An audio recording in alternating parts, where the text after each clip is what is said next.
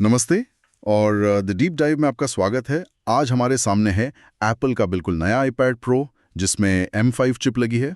नमस्ते। हाँ, और ये वो डिवाइस है जिसका काफी लोगों को इंतजार था। बिल्कुल। और इस बार सिर्फ स्पेसिफिकेशंस का मामूली अपग्रेड नहीं लग रहा है ना। नहीं, बिल्कुल नहीं। ऐसा लगता है एप्पल कुछ बड़ा करने की कोशिश कर रहा है इस बार। हाँ, हमारे पास जो जानकारी और रिव्यूज हैं वो भी इसी तरफ इशारा कर रहे हैं। अच्छा। M5 चिप, वो नया टैंडम ओलेड डिस्प्ले, बेहतर AI क्षमताएं। हाँ, ये सब मिलकर एक बहुत ही दिलचस्प पैकेज बनाते हैं। सही कहा। लगता है एप्पल टैबलेट की परिभाषा को ही बदलना चाह रहा है। बिल्कुल, सिर्फ कंटेंट देखने से आगे बढ़कर इसे एक असली प्रोफेशनल टूल बनाने की दिशा में। तो आज हम इसी की तह तक जाएंगे। ये नया iPad Pro M5 असल में कितना दमदार है? क्या ये वाकई लैपटॉप की जगह ले सकता है? भारत में इसकी कीमत क्या है? और आखिरकार ये किसके लिए सबसे सही रहेगा, ये जानना जरूरी है। हाँ तो चलिए शुरुआत करते हैं इसके दिल से, M5 चिप। जी। इसे लेकर बहुत चर्चा है। कुछ इसे क्वांटम लीप यानी एक बड़ी छलांग कह रहे हैं। हाँ, ये टर्म मैंने भी सुना है। पर असल में ये कितना तेज है? नंबर क्या कहते हैं? नंबर्स तो वाकई चौंकाने वाले हैं। अगर हम सीपीयू की बात करें हाँ, तो पिछली M4 चिप के मुकाबले मल्टी कोर कामों में ये 40% तेज है। 40%? जी हाँ, और सिंगल कोर में भी 35% का सुधार है। अच्छा, और M3 से तुलना करें तो वो भी तो काफी तेज थी। बिल्कुल, M3 से तुलना करें तो लगातार चलने वाले कामों में सस्टेन परफॉर्मेंस में ये 50% तक ज्यादा तेज परफॉर्म कर सकता है। 50%? ये तो जबरदस्त सुधार है। बहुत बड़ा जंप है। इसका मतलब है कि भारी एप्स चलाने में ये और भी स्मूथ होगा। हाँ, बिना किसी दिक्कत के। और ग्राफिक्स के मोर्चे पर हाँ, जीपीयू का क्या हाल है गेमिंग वगैरह के लिए? ग्राफिक्स यानी जीपीयू के मामले में भी पीछे नहीं है। M4 के मुकाबले 45% बेहतर ग्राफिक्स परफॉर्मेंस है। 45%?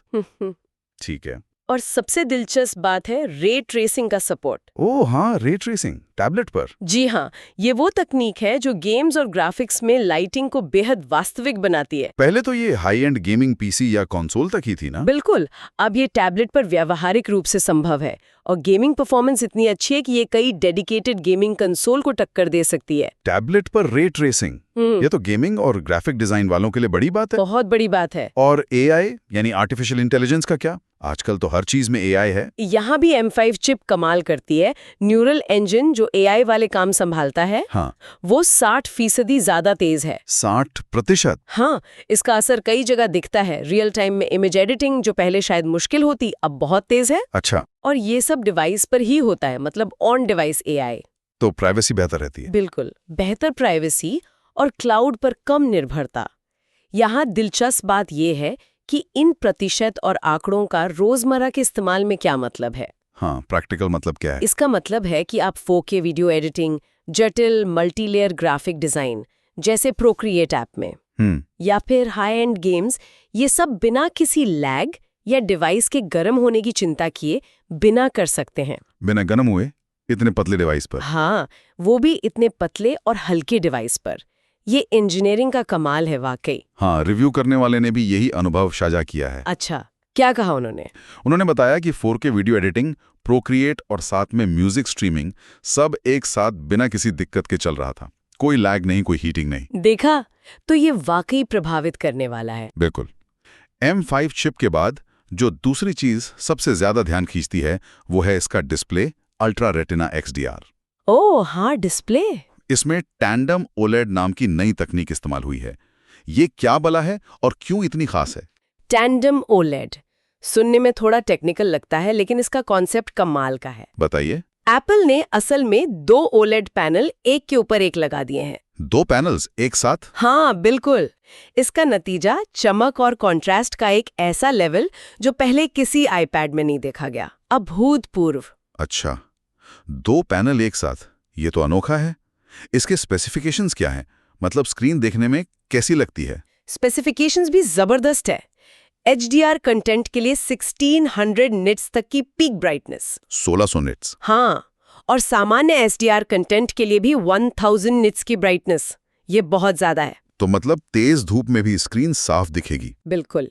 रिव्यू में भी इस बात का जिक्र है कि मुंबई की तेज धूप में भी स्क्रीन पर पढ़ना या देखना आसान था। ये तो बहुत प्रैक्टिकल फायदा है। हाँ, और रंगों के लिए P3 white colour gamete support है, जिससे रंग बहुत सटीक और वाइब्रेंट दिखते हैं। और स्मूथनेस, स्क्रॉलिंग वगैरह? उसके लिए 120 हर्ट्ज प्रोमोशन रिफ्रेश रेट है, यानी स्क्रॉलिंग, एनिमेशन सब एकदम मक्खन जैसे स्मूथ लगते हैं। क्या बात है। और वो एक नैनो टेक्सचर ग्लास का विकल्प भी है ना? हाँ, वो 1 टेराबाइट और 2 टेराबाइट स्टोरेज वाले मॉडल्स के साथ मिलता है। और उसके लिए एक्स्ट्रा पैसे देने पड़ते हैं? जी हाँ, उसके लिए लगभग 10,000 रुपए अतिरिक्त देने होते हैं। 10,000 रुपए सिर्फ ग्लास के लिए? ये किसके लिए? ये खास तौर पर उन प्रोफेशनल्स के लिए हैं जो बहुत ज्यादा रोशनी वाली जगह जैसे स्टूडियो या बाहर काम करते हैं और स्क्रीन पर जरा सी भी चमक या रिफ्लेक्शन नहीं चाहते। अच्छा, ये ग्लेयर कम करता है? हाँ, ये लाइट को बिखेर देता है, जिससे ग्लेयर बहुत कम हो जाता है। लेकिन यहाँ ये सवाल उठता है हाँ, कि क्या ये अतिरिक्त 10,000 रुपए आम यूजर के लिए जरूरी हैं?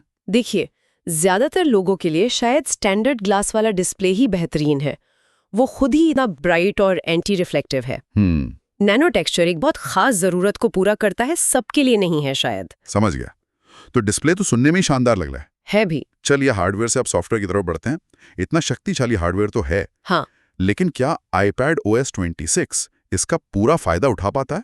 क्या ये iPad को वाकई एक कंप्यूटर जैसा अनुभव देने के करीब लाता है? ये एक बड़ा सवाल है।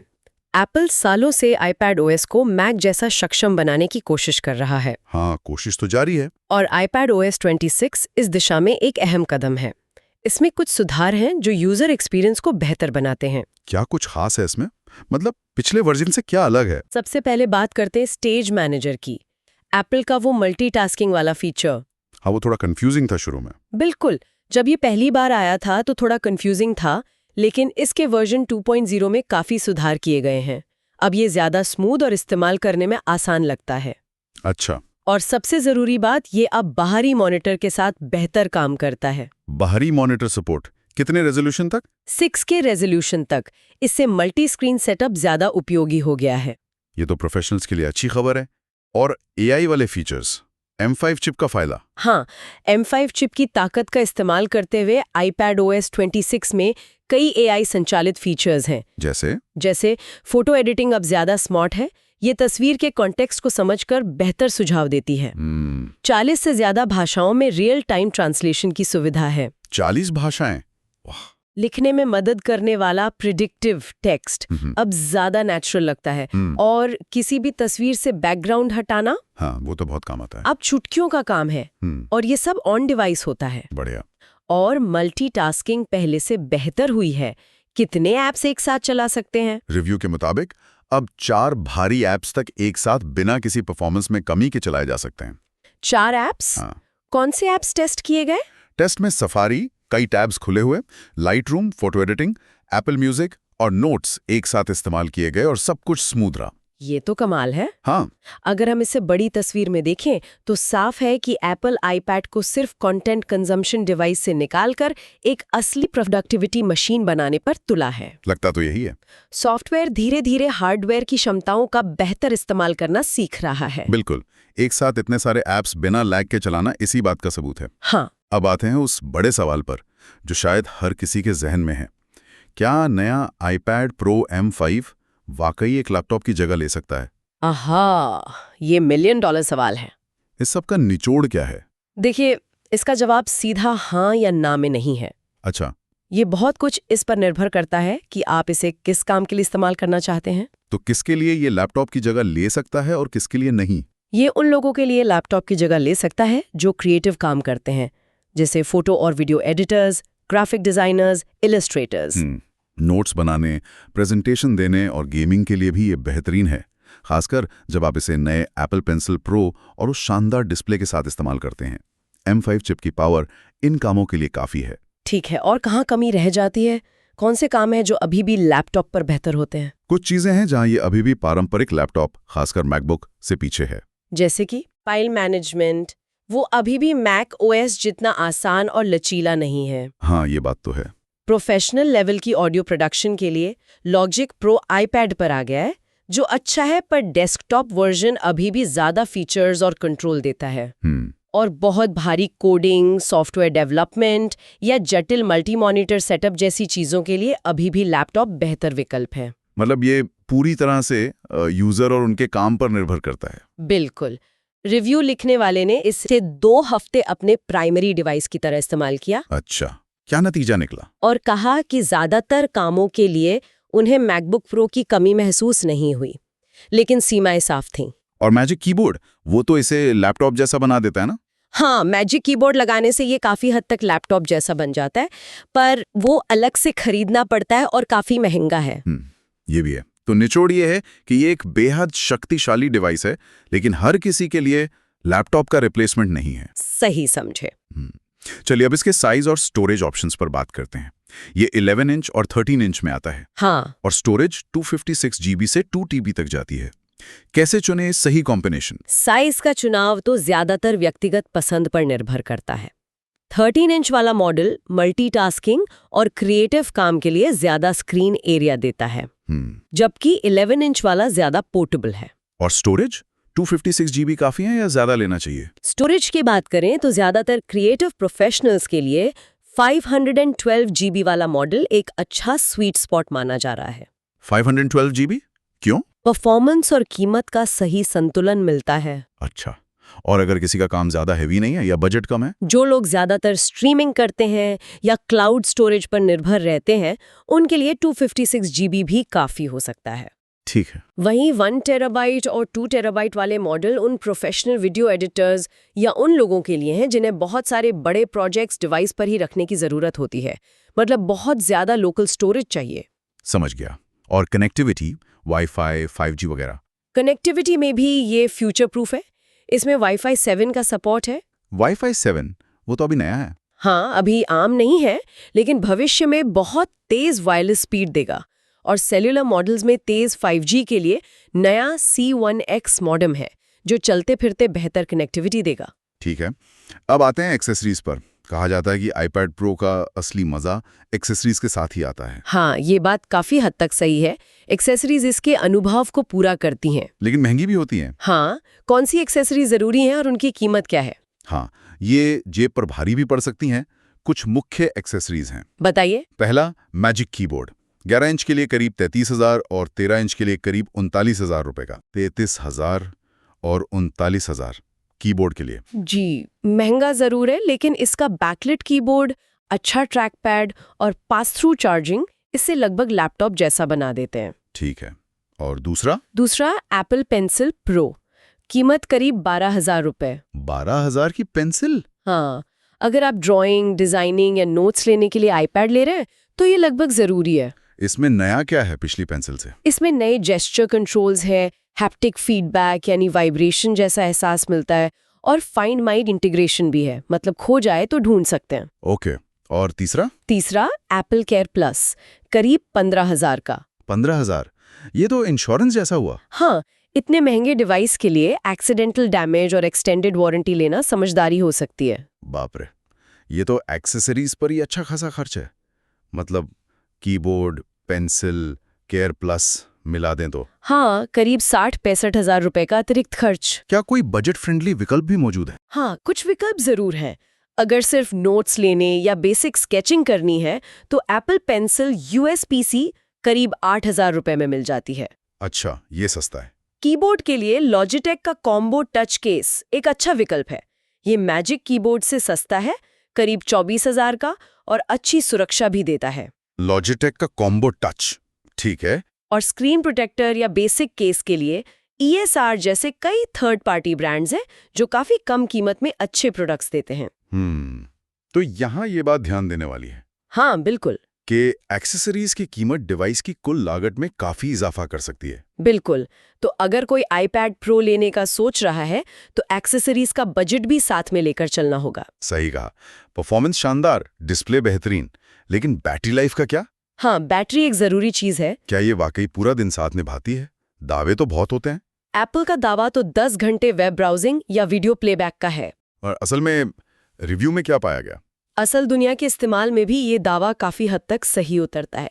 रिव्यू में पाया गया कि एक पूरे कामकाजी दिन। कैसा कामकाजी दिन? जिसमें ईमेल, वीडियो कॉल, थोड़ी फोटो एडिटिंग, लिखना और बीच बीच में यूट्यूब ब्रेक शामिल थे। अच्छा, मतलब ठीक ठाक इस्तेमाल। हाँ, उसके बाद भी शाम 7 बजे तक 23% बैटरी बची थी, वो भी तब जब स्क्रीन की ब्राइटनेस ज्यादा रखी गई थी। अरे वाह, पूरा दिन चल जाए ये तो बहुत अच्छी बात है, खासकर प्रोफेशनल्स के लिए। बिल्कुल, और फास्ट चार्जिंग भी है। हाँ, बॉक्स में कौन सा चार्जर आता है? बॉक्स में तो 20W का चार्जर आता है, लेकिन अगर आप ज्यादा पावरफुल चार्जर जैसे 65W का इस्तेमाल करते हैं, अलग से खरीदना पड़ेगा वो? हाँ, वो अलग से लेना होगा। तो ये करीब 30 मिनट में 50% तक चार्ज हो सकता है।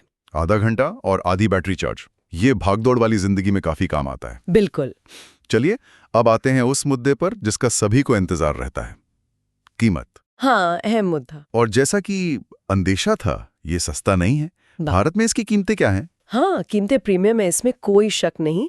मैं आपको रिव्यू में बताई गई कीमतें बताती हूँ। बताइए। अगर हम वाईफाई मॉडल्स की बात करें, हाँ, तो 11 इंच मॉडल 256 GB स्टोरेज के साथ 99,900 रुपए से शुरू होता है। लगभग 1 लाख से शुरू। हाँ, और 2 TB तक 1,99,900 रुपए तक जाता है। 2 लाख। और 13 इंच मॉडल 256 GB के लिए 1,29,900 रुपए से शुरू होता है। 1,30,000। और 2 TB के लिए 2,29,900 रुपए तक।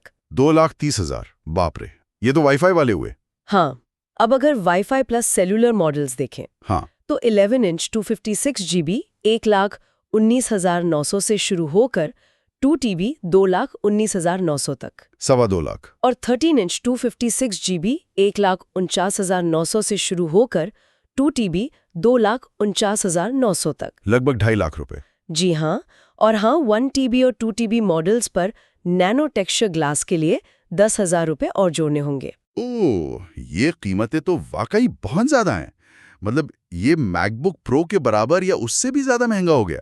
बिल्कुल, ये साफ तौर पर एक बड़ा निवेश है। शायद यही वजह है कि रिव्यू में भी कहा गया है कि ये कीमत क्रिएटिव प्रोफेशनल्स या जिन्हें हर हाल में बेस्ट टैबलेट चाहिए उनके लिए तो ठीक हो सकती है। हाँ, जो इसके फीचर्स का पूरा इस्तेमाल करें। पर आम यूजर के लिए शायद iPad M3 ज्यादा वैल्यू देता है। बिल्कुल सही। M3 भी काफी शक्तिशाली है और कीमत काफी कम है। तो सवाल ये उठता है कि अपग्रेड किसे करना चाहिए? हाँ, ये भी जरूरी सवाल है। अगर किसी के पास पुराना iPad Pro है तो क्या ये अपग्रेड लायक है? देखिए, अगर आपके पास M3 चिप या उससे भी पुराने मॉडल वाला iPad Pro है, हाँ, तो M5 पर अपग्रेड करने पर परफॉर्मेंस में एक बहुत बड़ा और महसूस होने वाला अंतर दिखेगा। डिस्प्ले और AI क्षमताएं भी काफी बेहतर हैं, तो उनके लिए ये जरूर लायक है। ठीक है। और जिनके पास M4 वाला मॉडल है, जो पिछले साल ही आया था? M4 यूजर्स के लिए फैसला थोड़ा मुश्किल है। M4 खुद एक बहुत सक्षम चिप है। हाँ, वो भी तो तेज है। बिल्कुल। अगर उन्हें अपने काम में M4 से कोई कमी महसूस नहीं हो रही है, तो शायद वो इस पीढ़ी को छोड़ सकते हैं। अच्छा। लेकिन हाँ, अगर वो M1 या M2 जैसे पुराने मॉडल से आ रहे हैं, हाँ, तो M5 पर अपग्रेड करना उन्हें ऐसा महसूस कराएगा जैसे वो सीधे भविष्य में पहुंच गए हो। इतना बड़ा अंतर है परफॉर्मेंस में। समझ गया। M1 M2 वालों के लिए बड़ा अपग्रेड है। बहुत बड़ा। और मुकाबले में कौन है? क्या कोई और टैबलेट है जो इसे टक्कर दे सके एंड्रॉयड वगैरह में? एंड्रॉयड की दुनिया में सैमसंग का गैलेक्सी टैब S11 अल्ट्रा सबसे करीबी प्रतियोगी है। हाँ, सैमसंग टैब S सीरीज। उसका डिस्प्ले भी शानदार है, S पेन यानी स्टाइलिश साथ आता है, और कीमत भी थोड़ी कम है। तो फिर iPad Pro क्यों? जहां iPad Pro बाजी मारता है, वो है एप्पल का इकोसिस्टम इंटीग्रेशन। मतलब अगर आईफोन या मैक इस्तेमाल करते हैं तो? हाँ, तब ये ज्यादा स्मूथ लगता है। दूसरा, iPad के लिए ऑप्टिमाइज्ड ऐप्स की विशाल संख्या। बहुत सारे प्रोफेशनल ऐप्स पहले iPad पर आते हैं या बेहतर चलते हैं। और ओवरऑल सॉफ्टवेयर और हार्डवेयर का तालमेल, एयर ड्रॉप, यूनिवर्सल कंट्रोल जैसी चीजें वाकई काम को आसान बनाती हैं। ठीक है, तो आखिरी फैसला क्या है? रिव्यू ने इसे 9.5/10 की रेटिंग दी है और अब तक का सबसे अच्छा टैबलेट का है। हाँ, रेटिंग तो बहुत ऊंची है। क्या आप सहमत हैं? क्या निष्कर्ष निकलता है? देखिए, निष्कर्ष काफी सकारात्मक है। मुख्य आकर्षण है M5 चिप की जबरदस्त लगभग डेस्कटॉप क्लास परफॉर्मेंस। हाँ, अल्ट्रा रेटिना XDR डिस्प्ले की बेमिसाल क्वालिटी, बिल्कुल। और iPadOS 26 के साथ बेहतर हुआ सॉफ्टवेयर अनुभव जो हार्डवेयर का ज्यादा फायदा उठाता है। तो ये किसके लिए है? कौन खरीदे इसे? मुख्य रूप से creative professionals, photographer, videographer, Illustrator, designer, वो लोग जो स्टाइलिश का बहुत ज्यादा इस्तेमाल करते हैं, नोट्स लेना, ड्राइंग करना, हाँ, जिन्हें बाजार में सबसे बेहतरीन टैबलेट डिस्प्ले चाहिए, चाहे वो मीडिया देखने के लिए हो या काम के लिए। ठीक है। और वो लोग जो पुराने iPad Pro मतलब M2 या उससे पहले के मॉडल से अपग्रेड कर रहे हैं। और कौन इसे छोड़ सकता है? किसके लिए ये नहीं है? जिनके पास M4 वाला iPad Pro है और वो उससे खुश हैं, उन्हें शायद अपग्रेड की जरूरत ना लगे। ठीक है। जो लोग टैबलेट का इस्तेमाल मुख्य रूप से सिर्फ वीडियो देखने या वेब ब्राउजिंग के लिए करते हैं, उनके लिए iPad Air M3 एक ज्यादा समझदारी भरा और किफायती विकल्प है। हाँ, पैसे बचेंगे। बिल्कुल, जिनका बजट सीमित है, जाहिर है। हाँ, कीमत देखकर तो लगता ही है। या जिन्हें कोडिंग या डेवलपमेंट जैसे कामों के लिए एक फुल फ्लेज्ड लैपटॉप ही चाहिए, उनके लिए ये अभी भी पूरी तरह लैपटॉप का विकल्प नहीं है। समझ गया। तो संक्षेप में कहें तो हाँ, एप्पल iPad Pro M5 एक असाधारण रूप से शक्तिशाली, बहुत महंगा और देखने में बेहद शानदार टैबलेट है। बिल्कुल सही कहा। ये टैबलेट टेक्नोलॉजी की दुनिया में इस वक्त शिखर पर है और क्रिएटिविटी और प्रोडक्टिविटी के नए दरवाजे खोलता है। हाँ, ये एप्पल की फिलॉसफी का सटीक उदाहरण है। किसी चीज को क्रांतिकारी ढंग से बदलने की बजाय मौजूदा टेक्नोलॉजी को लेकर उसे परफेक्शन के करीब तक ले जाना, ये इवोल्यूशनरी एक्सेलेंस है। दिलचस्प नजरिया है। और यहाँ सोचने वाली बात ये है हाँ, क्या? कि जैसे जैसे टैबलेट इतने शक्तिशाली होते जा रहे हैं, भविष्य में लैपटॉप और टैबलेट के बीच की पारंपरिक लाइन कितनी धुंधली हो जाएगी। हाँ, ये सवाल तो उठता है। क्या हम एक ऐसे भविष्य की ओर बढ़ रहे हैं जहां इस तरह के डिवाइस हमारे काम करने, बनाने और सीखने के तरीकों को हमेशा के लिए बदल देंगे? ये देखना वाकई दिलचस्प होगा। बिल्कुल, ये एक सोचने लायक सवाल है। इस गहरी पड़ताल में हमारे साथ जुड़ने के लिए आप सभी का धन्यवाद। धन्यवाद।